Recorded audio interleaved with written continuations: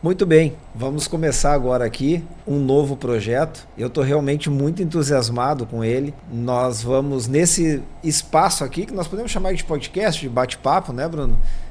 Nós vamos procurar trazer informações para aquelas pessoas que muitas vezes não têm esse acesso. A ideia aqui é disseminar a informação jurídica, não só dos direitos, mas também de muitas obrigações, porque muitas vezes as pessoas acabam não tendo acesso aos seus direitos porque não cumprem as obrigações. Então, é uma via, na verdade, de duas mãos, e as pessoas muitas vezes olham só os seus direitos. E quando vão buscar, acabam não tendo porque não cumpriram alguns requisitos lá, que é basicamente as suas obrigações. E nesse projeto novo aqui, nós vamos trazer muita informação de muitas áreas. A nossa especialidade, como muitos de vocês já sabem, é o previdenciário e também o direito tributário, onde a gente tem uma certa experiência já nisso, e nós vamos buscar não só trazer das nossas áreas aqui, mas vamos trazer alguns colegas, alguns convidados que possam, né, Bruno, informar todos vocês sobre os direitos básicos de vocês, mas o que vocês precisam fazer, o que cabe a vocês fazer para que vocês tenham acesso a esses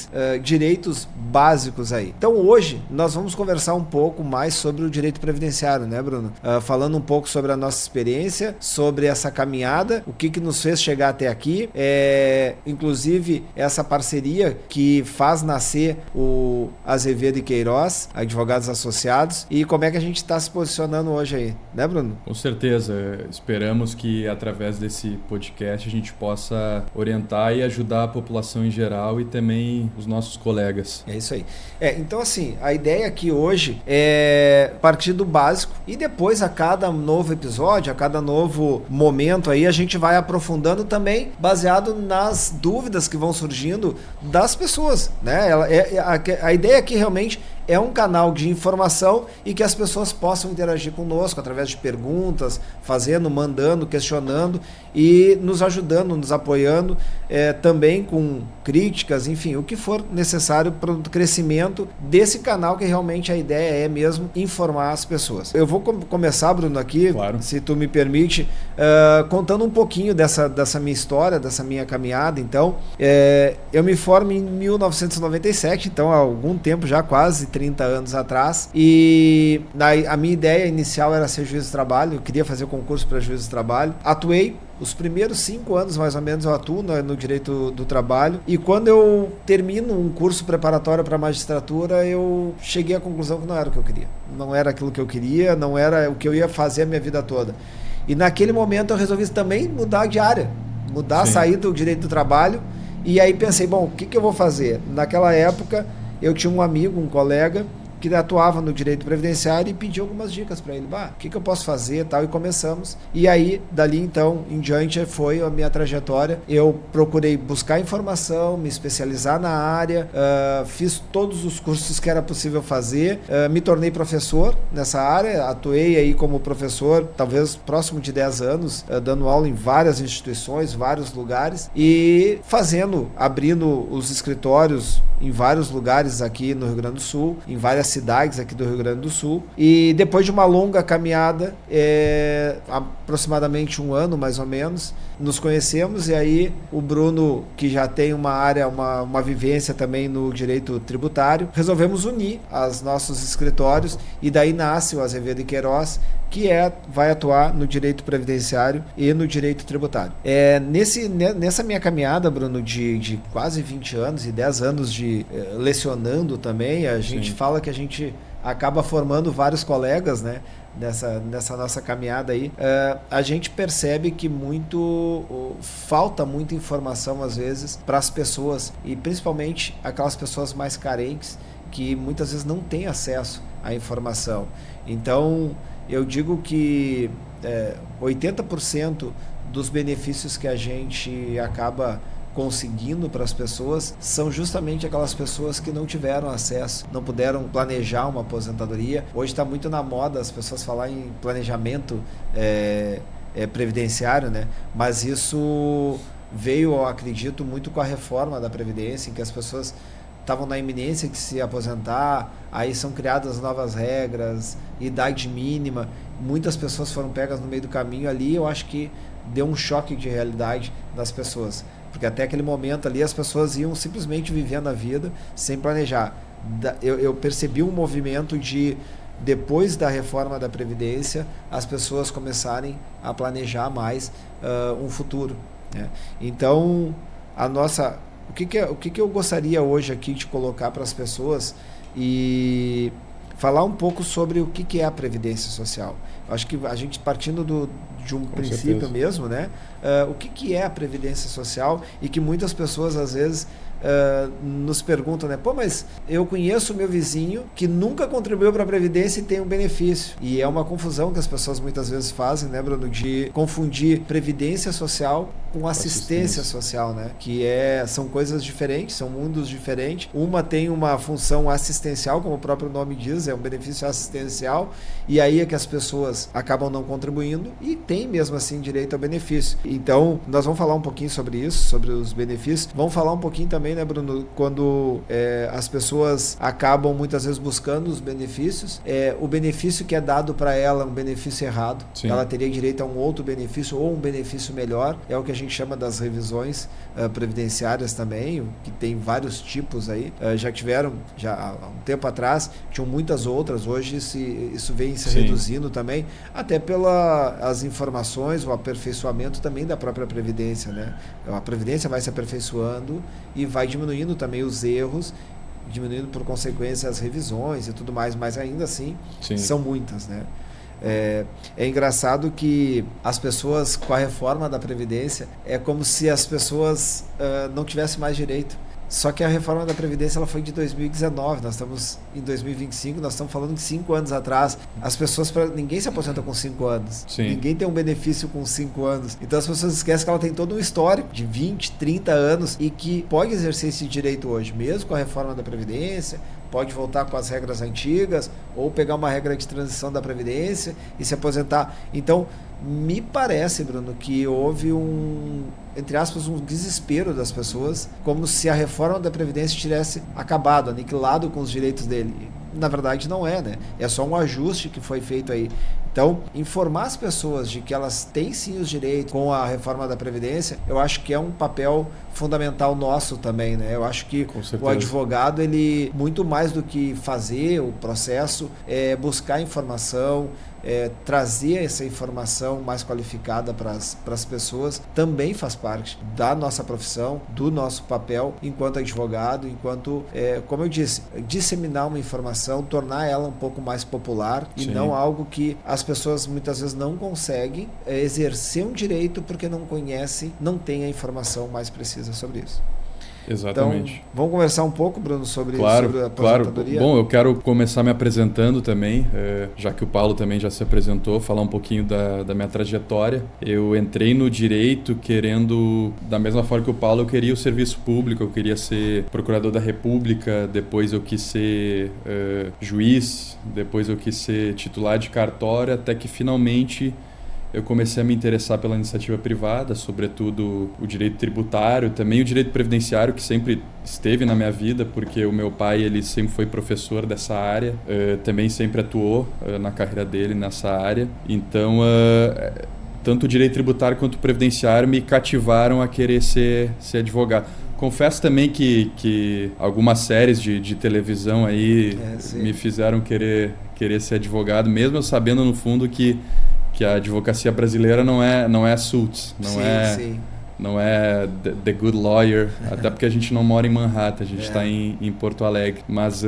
vai fazer quase um ano que a gente abriu a sociedade, eu e o Paulo, e estou muito feliz. Me achei na advocacia e, com certeza, através desse canal, desse podcast, o nosso objetivo é informar e ajudar a população, até porque o direito previdenciário, que inclusive é o objetivo dessa primeira conversa, ele foca muito em ajudar. A gente acaba dando notícias para os segurados, direitos que eles não sabiam que tinham. Às vezes a gente consegue revisar uma aposentadoria, consegue aumentar a renda deles um pouco e tanto para eles quanto para nós é uma grande satisfação. Esse, para mim, é uma das partes do previdenciário que mais me deixa satisfeito e realizado, com certeza. E tu falasse, Bruno, uma coisa muito importante. tempo todo, nessa caminhada toda que eu tenho, Sim. que eu digo quase 30 anos já fazendo isso, realmente pode parecer meio até piegas, mas não é. A satisfação que a gente tem quando a gente consegue um direito para aquele segurado que não tinha. Eu tenho um amigo, ele é médico, e ele Sim. diz o seguinte: o advogado, ele faz nascer muitos direitos. Na verdade, não. A gente apenas faz com que as pessoas exerçam o direito que ela já tem, mas que ela desconhece. Ela identifica isso e cria para as pessoas experiências que são únicas. Eu vou contar uma ou duas experiências aqui que demonstram isso, que a gente está falando aqui, que é muito mais do que o profissional, é muito mais do que o técnico. É algo que te dá uma satisfação muito grande quando tu consegue para o cliente um benefício, faz nascer para ele algo que ele não tinha. Eu tenho 2 casos assim que nessa minha trajetória me marcaram muito. Eu vou contar um pouquinho aqui depois. Claro. Mas vamos falar um pouquinho, Bruno. Eu acho que é importante para a gente tirar esse mito. Eu digo que é um mito que muitas pessoas dizem: pá, mas como? Se eu chego para uma pessoa e ela me procura, eu quero me aposentar. Aí a gente, também, vamos ver se a senhora tem ou o senhor tem o direito a se aposentar. Vamos ver aqui o que a gente chama dos requisitos. Sim. A senhora cumpriu os requisitos. A primeira coisa, quanto tempo a senhora já paga ou o senhor já contribui lá para a Previdência? Não contribuo para a Previdência. Então, infelizmente, a senhora não vai ter direito. Por que não vai ter direito? Eu acho que isso é o primeiro fato da Previdência, a primeira característica. A Previdência, ao contrário da assistência, ela tem um caráter contributivo. Ou seja, só tem direito a um benefício da Previdência quem contribui para a Previdência. Se tu não contribui para a Previdência, tu não vai ter direito a benefício previdenciário. Por quê? Porque existem benefícios que é para a própria pessoa, então uma aposentadoria, um auxílio-doença. Existem aqueles benefícios que são para terceiros, por exemplo, o auxílio-reclusão.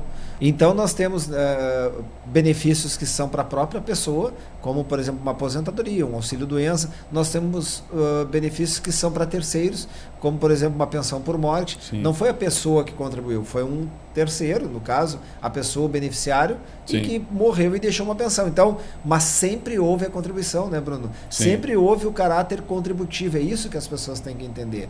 Então, algumas distorções já foram corrigidas dentro disso, que diminui a quantidade de revisões que são possíveis fazer hoje, justamente por quê? Porque muitas distorções que existiam, elas estão sendo corrigidas, a Previdência também está se atualizando, então as pessoas têm mais consciência, diminui esse número, mas a primeira coisa que as pessoas têm que entender é que Previdência é igual a pagamento. Quando a gente fala caráter contributivo, é pagamento. As pessoas têm que pagar a Previdência para ter direito. Se eu não pago Previdência, eu não posso me aposentar. Se eu não pago Previdência e me acontecer alguma coisa, eu não vou deixar pensão por morte para alguém. Então, é isso. Esse é o primeiro caráter. Então, como é que as pessoas conseguem benefício sem contribuir? É um benefício assistencial. E ele é um benefício para 2 classes de pessoas, né, Bruno? Ou ele é para a pessoa por idade ou por uma deficiência física. Sim. Então, ou a pessoa tem um benefício ali porque ela nunca contribuiu, mas ela tem uma deficiência, inclusive isso se dá até para crianças, né? É um benefício assistencial, uma criança pode receber isso, ou uma pessoa idosa que nunca contribuiu ou que contribuiu em algum momento, mas que não tenha o tempo mínimo para poder se aposentar, e aí o que resta para ela é um benefício assistencial. Por quê? Porque ela está dentro das regras estabelecidas para ter direito a esse benefício. Claro que é um benefício que também é diferente do benefício previdenciário. Por exemplo, ele não deixa pensão por morte. Então, uma pessoa que é aposentada, morreu, deixa a pensão. Uma pessoa que tem o auxílio benefício assistencial, morreu com ele o benefício. Então, também não deixa. Não pode ser superior a um salário mínimo, enquanto que um benefício, uma aposentadoria, um benefício previdenciário hoje, pode chegar a R$ 8.175, que é o teto da Previdência. Então, são algumas diferenças aí que tem. Não tem também 13º salário, enquanto o benefício previdenciário tem o 13º. Então, são várias diferenças, né, Bruno? Que é importante, a primeira coisa é tirar esse mito. Como é que algumas pessoas têm direito, têm um benefício previdenciário, ela está aposentada se ela nunca contribuiu? Exatamente. Então, na verdade, não é um benefício previdenciário, é um benefício assistencial. Então, acho que isso faz parte, eu acho que a primeira coisa é a gente deixar isso bem claro. Mas, tá bom, agora vamos voltar para os benefícios previdenciários. Dentro dos benefícios previdenciários, nós temos as aposentadorias, aposentadoria por tempo de contribuição, aposentadoria por idade, aposentadoria do trabalho trabalhador rural. Então nós temos aposentadoria especial, Exato. que é uma, inclusive, das nossas especialidades, né, Bruno? O pessoal certeza. voltado aí para a área da saúde, nós vamos conversar Sim. um pouquinho sobre isso, sobre o pessoal da área da saúde aí, a gente é uma aposentadoria especial. Dentro da aposentadoria especial nós temos os metalúrgicos e aí vários outros tipos de aposentadoria. Nós temos os auxílios, auxílio doença, então uma pessoa que por um determinado momento está incapacitada para exercer uma atividade, depois de passar por um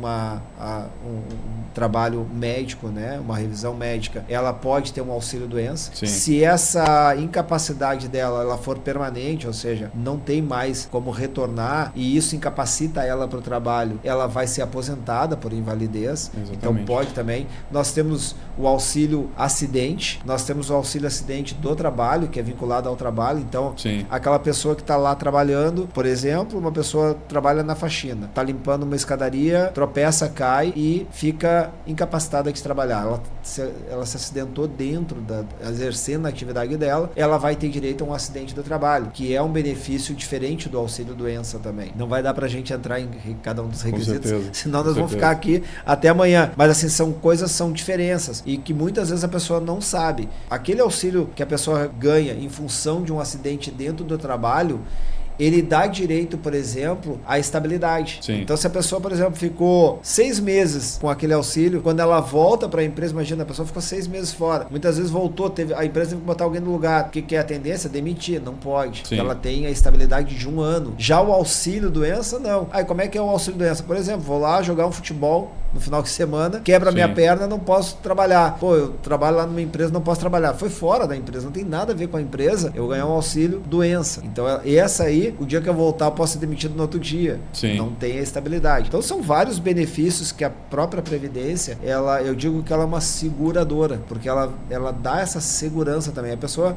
muitas vezes, só segura para o carro, para casa. A Previdência, ela tem daí o termo Seguridade Social, que abrange Exatamente. a Previdência e a assistência social. Exatamente. Então, ele tem esse caráter de segurar, né? Dar uma segurança para a pessoa. Mas ele tem, para tudo isso, um caráter contributivo. Se eu vou fazer o seguro do meu carro, eu tenho que pagar. Se eu não pagar, eu não estou segurado. Se eu faço seguro da minha casa, não paguei uma parcela, aconteceu um sinistro, eu não vou ter direito. E a Previdência é exatamente a mesma coisa. A Previdência, eu diria, inclusive, Bruno, que ela ainda é um pouquinho mais benéfica. Porque esse exemplo que eu dei, eu pago o seguro do meu carro. Se eu não pagar, eu não tiver em dia com a contribuição e acontecer um sinistro, eu não tenho. A Previdência Social, ela ainda tem um período que ela te deixa com uma certa segurança, mesmo que tu não tenha contribuído. A gente chama período de graça, né? Um período que tu pode, e isso vai depender muito do teu histórico, do tempo que tu tem de contribuição, quanto tempo tu já contribuiu para a Previdência. Não, fora que existe a possibilidade também de indenizar o INSS no caso de que tu não pagou uma contribuição em determinado mês, o que, por exemplo, num seguro privado, isso não tem a mínima possibilidade. Exatamente.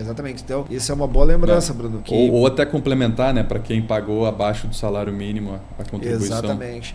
Como eu disse, são tantas as possibilidades, mas que as pessoas muitas vezes não conhecem. Isso. Então, elas não exercem o direito porque não conhecem. E muito bem lembrado, Bruno, realmente, essa questão da possibilidade de tu indenizar ou complementar um valor para poder se aposentar. Muitas vezes as pessoas, não tenho, por exemplo, um dos requisitos. Eu não tenho lá o tempo de contribuição para me aposentar, vou ter que trabalhar mais tanto tempo. A reforma da Previdência estabeleceu uma idade mínima para as pessoas se aposentar, 62 anos mulher, 65 homem. E muitas vezes a pessoa podia se aposentar antes disso, que não tinha idade mínima. Bastava o homem ter 35 anos de tempo de contribuição, a mulher 30. Sim. E aí a gente muitas vezes vê a pessoa, eu não consegui completar o tempo lá atrás, vou ter que ir para essa nova regra, isso vai me obrigar a trabalhar mais 4, 5, 6, 7 anos. O que acontece, né, Bruno? Muitas vezes a gente resolve isso olhando o histórico da pessoa numa pequena entrevista, e tu faz muito isso, mas será que em algum momento não teve uma falha na tua contribuição? E aí tu vai olhar, nesse tempo eu trabalhava, ou eu tinha um negócio, eu exercia uma atividade. Mas então esse tempo aí tu pode ir lá e pagar para o INSS, Exato. desde que ele não seja um período que esteja dentro da carência, mas se é só o tempo que tu tá precisando, a gente vai lá, indeniza, como tu disse, e pronto. A pessoa vai poder se aposentar nas regras antigas, muitas vezes economizando aí, ganhando 4, 5, 6, 7, 8 anos de salário, e que faz muita diferença, né? Exatamente. Então isso é uma coisa muito importante, que as pessoas muitas vezes não sabem, não Exato. conhecem. Então, e essa falta de informação por parte da população em geral do segurado, para mim ela está intimamente ligada às revisões, porque muitas vezes o segurado ele trabalha num ramo que tem uma certa periculosidade. Ele resolve fazer por conta o pedido da aposentadoria, até aqui fazendo um parênteses para mostrar o quão importante é ter o advogado mesmo no pedido administrativo, e na hora o servidor do INSS não explica para ele, o senhor pode ter direito a uma aposentadoria especial, então o senhor tem que pedir o laudo tal, que é o PPP e eventualmente o LTCAT. Só que isso acaba não acontecendo, porque em que pese seja lei para o servidor da INSS orientar o segurado a pedir o melhor benefício, não é o que acaba acontecendo no final das contas, e a gente acaba recebendo muitos clientes que por 10, 15, 20 anos trabalharam em mecânicas, trabalharam expostos a agentes biológicos e não sabiam, e acabaram tendo rendas, aposentadoria R$2.000 a menos do que poderiam ter, e no final das contas quem conseguiu identificar isso fomos nós. Exatamente. Então eu acho que essa falta de informação tá intimamente ligada a isso. Exatamente. Isso é muito bem lembrado, porque é uma obrigação do servidor lá do INSS a informar. Por exemplo, ele pega uma carteira de alguém e está lá assinada, a pessoa é enfermeiro, auxiliar de enfermagem. Já orienta, olha, a senhora ou o senhor trabalha na área da saúde e a senhora sabe que tem a possibilidade de esse tempo ser reconhecido como especial. Isso deveria acontecer. Sim. No mundo ideal era assim que deveria ser. Só que ele pega a carteira, se a pessoa não levou o documento, ele nem vai pedir. E o pior, né, Bruno, que a gente identifica agora, é que muitas vezes isso se passou 3, 4, 5 anos, como às vezes até mais, e a pessoa, quando chega até nós, a gente identifica essa situação.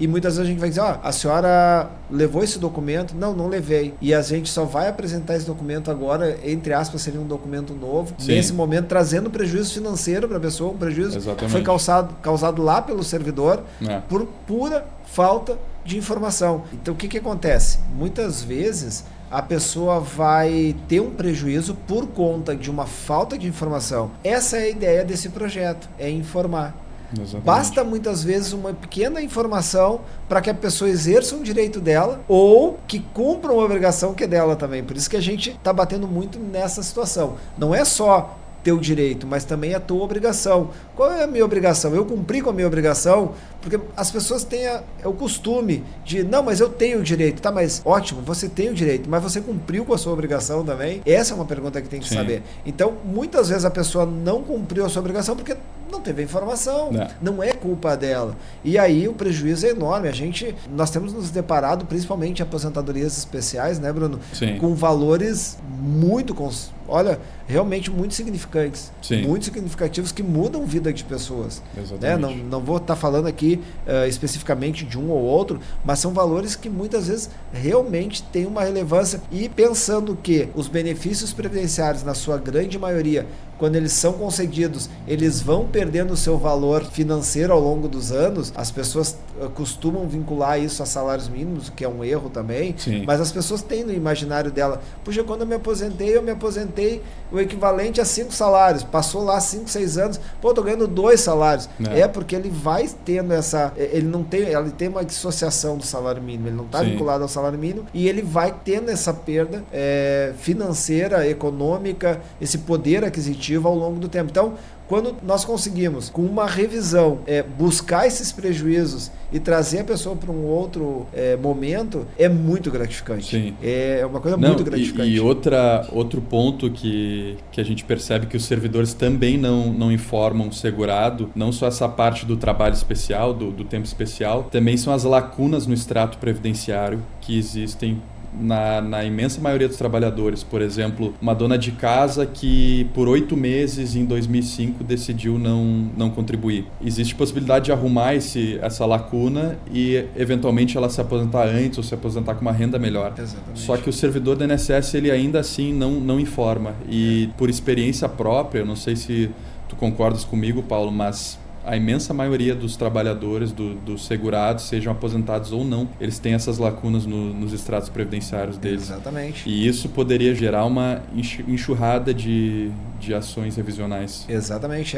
Não, tu tá pegando pontos muito específicos, muito precisos, sim, Bruno. Essas questões das informações, essa questão de informações no CNIS, né, que a gente chama, que é o Cadastro Nacional de Informações Sociais, toda pessoa que está vinculada à Previdência, ela tem esse documento, é como se fosse um extrato bancário, sim, ou um extrato da tua vida, e ali tá, se tu todo mês tu teve o pagamento certinho, e de repente vai ter lá uma informação, uma marca que a gente chama do CNIS. O que é essa marca aqui? Ou é um pagamento extemporâneo, ou teve uma falha naquela contribuição, sim, e a pessoa vai conseguir fazer justamente os ajustes. E muitas vezes o servidor do INSS não olha para isso, não mostra isso para a pessoa, dando a oportunidade da pessoa poder arrumar isso e ter um benefício, que muitas vezes ela não tem o benefício, a pessoa ter o direito ao benefício, ou se tem um benefício, melhorar esse benefício que ela tem, sim, né, Bruno?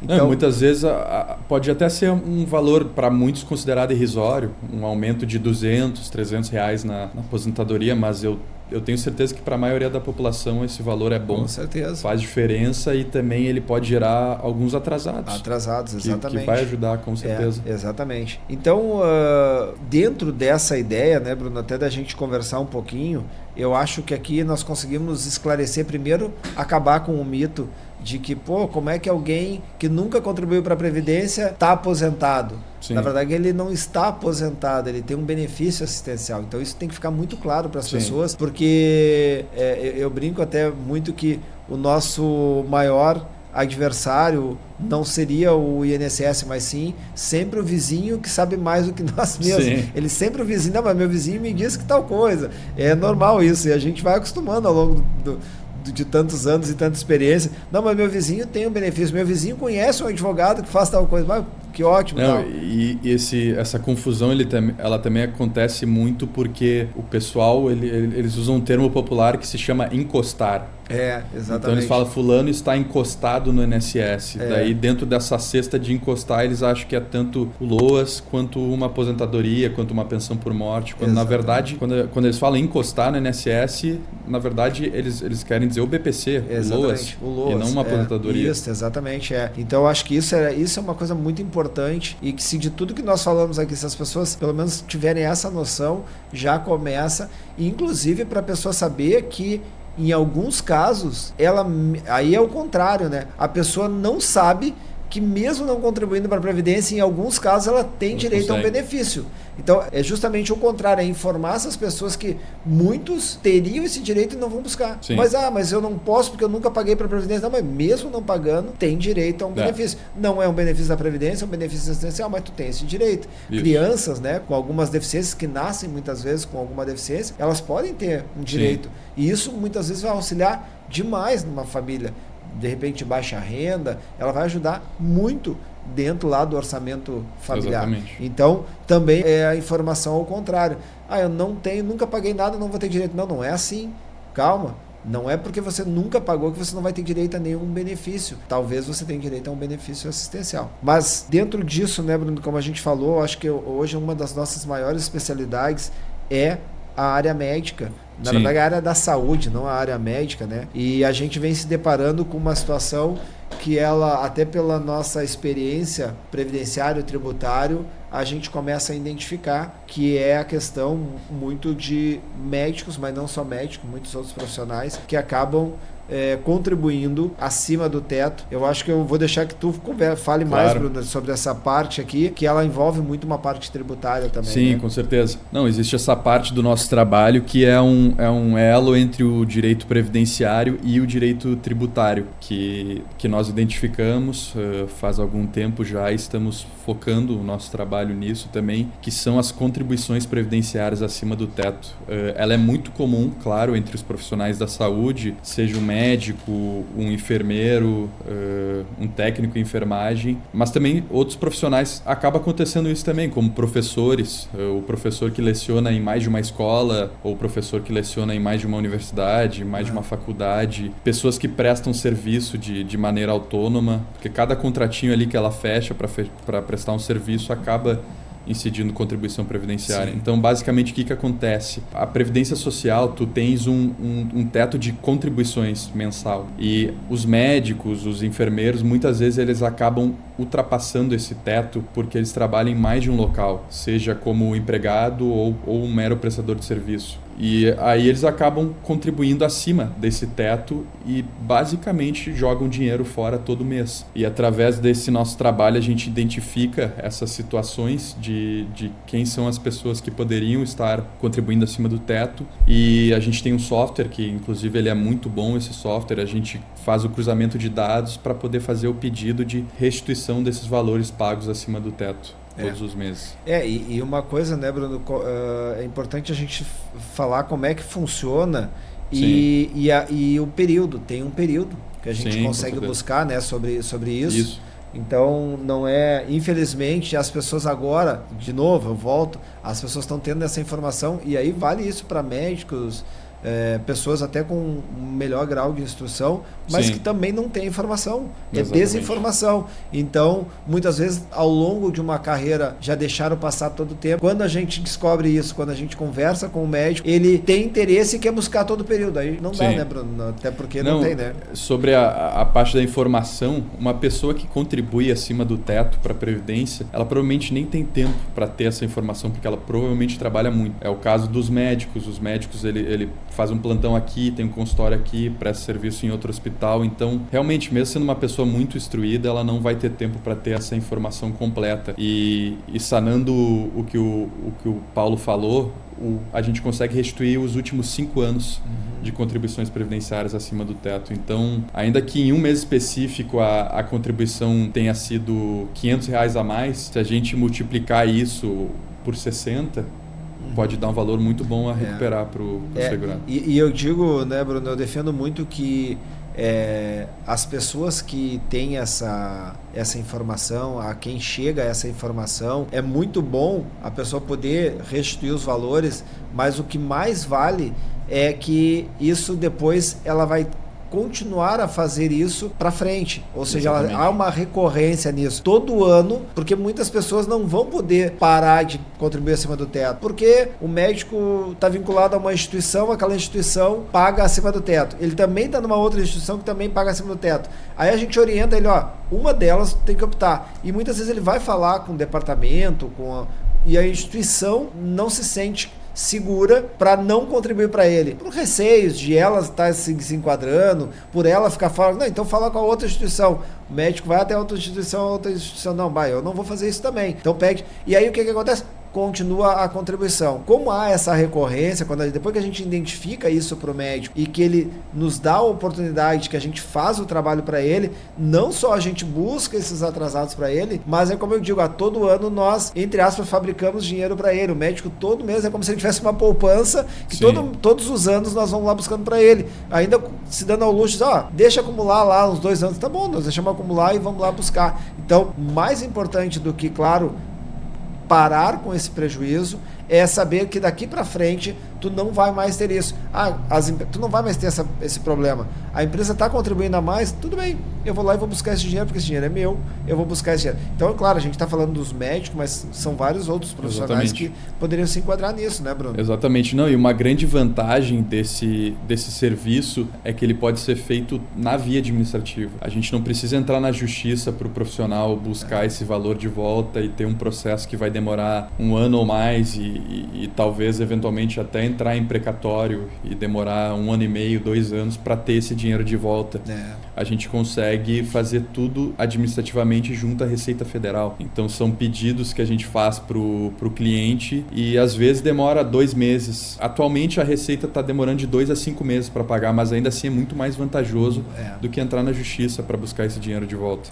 Com certeza. E aí, Bruno, eu até acho que é importante, dentro disso, tu passar passar um pouco mais das informações, porque, como eu digo, há muita desinformação por aí. E uma delas que eu vejo, porque a gente falou aqui nos documentos básicos para que a gente possa fazer essa restituição. Porque a depender da informação que tu tem ou dos documentos que tu tem acesso, tu inclusive pode passar uma informação errada para o cliente, criar uma expectativa, ele vai cobrar algo que não é devido para ele e criar uma confusão para o cliente, porque ele não vai receber o que ele imaginou que ia receber, e se ele entrar na justiça, ainda pode levar uma sucumbência, né, Bruno? Eu acho que era interessante tu esclarecer isso. Com certeza.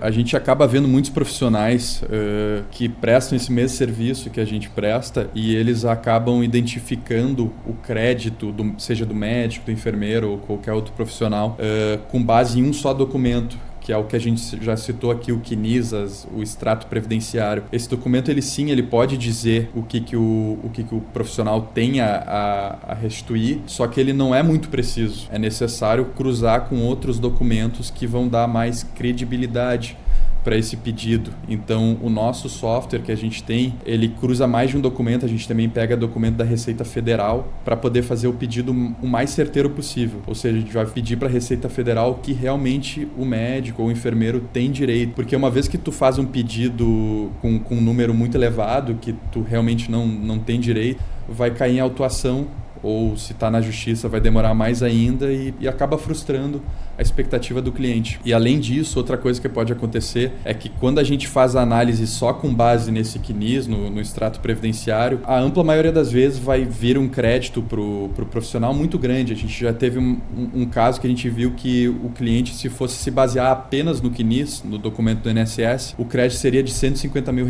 Mas uma vez que a gente cruzou esse documento com o documento da Receita Federal, o crédito baixou para R$35 mil. Exatamente. Então, graças a Deus que a gente informou pro cliente apenas o segundo número, né? A gente não falou, tu tem 150 mil para receber, daí passa 4 meses e ele recebe só 35. Ia ser uma expectativa muito frustrada. Então, é muito importante que se contrate assessorias que façam as análises completas e não, digamos assim, iludam o cliente a achar que ele vai ter um valor muito grande a restituir. Claro, são 60 meses, são 5 anos. O valor vai ser sempre bom. Ser sempre bom. Ninguém vai negar receber 35 mil espontaneamente. Claro. O problema, sim, é a questão da expectativa, né? Com certeza. Quando 35 mil é bom em qualquer situação, mas ele é ruim quando tu disse que tu tinha 150. Sim. Então, tu criou uma expectativa e aí isso é... E eu acho que isso é muito importante. Quando eu falo em desinformação, até talvez não é por mal, não é que o colega está querendo passar uma informação para pegar o cliente, é por realmente ele também quis conhecer. E nós, ao longo da caminhada, fomos aprendendo isso também. Sim. A gente começa com base na informação somente lá do INSS, no CNIS. Aí a gente vê que tem que haver esse cruzamento de informações também com a Receita Federal. E também aí, com base nisso, né, Bruno, vem uma outra desinformação que algumas pessoas, alguns colegas, alguns profissionais estão passando. Tu tem que fazer esse pedido da restituição junto ao INSS. O que não é, né, Bruno? Não é assim que funciona, né? O pedido é feito sempre junto à Receita Federal. Ou se a pessoa, se o profissional, o cliente preferir, eles podem ir à Justiça Federal, buscar esse valor de volta, mas vai demorar muito mais. Mas sim, o pedido de restituição de contribuições previdenciárias acima do teto é sempre junto à Receita. As pessoas, elas devem confundir porque é contribuição previdenciária, mas no final das contas é um tributo que é da Receita Federal. Então, por isso que a gente até falou que essa é uma demanda que ela envolve o direito tributário e previdenciário, porque são as informações da Previdência, mas o órgão responsável pela fiscalização, pagamento, cobrança ou restituição é a Receita Federal. Exatamente. Então não adianta tu identificar isso, primeiro de forma errada, e bater lá na porta do INSS pedindo que o INSS te devolva. O INSS não vai devolver nada. Sim. E mais, né, Bruno? A gente pode parecer até um contrassenso, mas a gente evita a via judicial. Sim. Porque pela demora, porque muitas vezes pode o juiz entender que não houve o pedido administrativo ainda e manda primeiro tu fazer o pedido administrativo para depois. Então, olha o tempo que tu perde para o profissional, dinheiro, e aí muitas vezes esse tempo todo que a pessoa está perdendo já prescreveu alguns meses, já ficou fora daqueles 5 anos. A pessoa, imagina ficar nessa via cruz por 6 meses, são 6 meses que tu perdeu de cobrança para as pessoas, né? Não, o que acaba acontecendo? Muita gente entra na justiça para fazer essa restituição, porque ainda que demore muito mais para ter esse dinheiro de volta, em tese, para o profissional, para o advogado, é mais fácil, porque quando tu entra na justiça, tu fazes um pedido. Tu não precisa apresentar o valor da causa, o valor exato a restituir. Então, no final das contas, tu vai entrar na justiça, tu vai fazer uma petição e quem vai fazer o cálculo para ti é a procuradoria, no final do processo. Sim. Depois que o juiz deferir der a sentença positiva. Mas, claro, isso vai ser sempre... em prol do advogado, do profissional, e não do segurado, exatamente, da pessoa que tem do cliente, né? É muito mais trabalhoso para nós fazermos isso. Óbvio que é muito mais trabalhoso. Por tudo que tu explicou aqui, fica muito claro. Sim. Que é muito mais difícil nós fazermos. Ao prejuízo do cliente. E nem sempre esse processo vai seguir, porque há juízes que entendem que tem que ter o prévio pedido administrativo. Exatamente. Então assim, como o Bruno está dizendo, qual o trabalho mais fácil? O que facilita é fazer uma petição e entrar na justiça. Isso seria o trabalho mais fácil. Mas é como deve ser. Mas é exatamente isso, é assim que deve ser. É assim que deve ser feito. E claro, se tudo isso que nós fizermos na via administrativa não lograr êxito na via administrativa, nós vamos poder aí sim nos socorrer do judiciário, mas aí bem, com bastante consistência e com uma probabilidade de êxito aí muito maior. Exatamente. E aí sim, nós tivemos e demos a oportunidade da Receita Federal se manifestar, de pagar como tem que ser, e aí pode realmente nós termos mais benefícios ainda na via judicial, uma vez que houve o pedido administrativo. Então não há mais, nós não pulamos etapas. Então essa é uma coisa que nós somos muito conservadores nisso, né, Bruno? É fazer o que realmente tem que ser feito, independentemente do trabalho que isso vai nos dar, e o trabalho que a gente desenvolve é realmente de fazer uma análise prévia, de muitas vezes conversar com o cliente, e o cliente inclusive ter a oportunidade de dizer: eu não quero. Tá tudo bem, ninguém vai dizer para nós, até hoje pelo menos ninguém disse: eu não quero dinheiro, mas é algo que depende muito mais do cliente. Ele tem que estar ciente do que ele vai realmente buscar, do que ele vai fazer, e se nós tivermos que nos amparar do judiciário, nós vamos fazer. Sim. Mas porque nós já fizemos toda a parte que tinha que ser feita, né, Bruno? Sim. Então, e aí isso é uma das revisões que aí sim a gente tem, e nós não estamos aqui nem falando de aposentadoria, revisão de benefício. Na verdade é um outro trabalho que é muitas vezes buscar esses valores que a pessoa indevidamente pagou, de forma espontânea, é verdade, mas pagou indevidamente, que ela pode ir lá buscar. Então isso é uma coisa muito interessante. Nós temos depois, eu acho que vai ficar, Bruno, para um outro momento aí, a gente até conversar para os profissionais da saúde, e aí mais na área tributária propriamente dita, que são as questões de equiparação das clínicas médicas aos hospitais, que também tem trazido um benefício muito grande para os profissionais da área da saúde, os médicos, e que muitos ainda desconhecem, né? Sim. Mas isso vai ser assunto para um outro momento aí. Eu acho que o objetivo acho que foi cumprido nesse primeiro episódio aqui, que é trazer informações. Quanto mais interações nós tivermos, quanto mais curiosidades, quanto mais nós pudermos esclarecer, e que se nosso primeiro momento aqui com vocês trouxe alguma curiosidade e que despertou alguma curiosidade, então que nos traga, né, Bruno, para que a gente possa aperfeiçoar, para que a gente possa realmente cumprir com o nosso papel, que é informar as pessoas para que elas possam exercer um direito e que elas possam também cumprir as suas obrigações como elas devem ser feitas, né?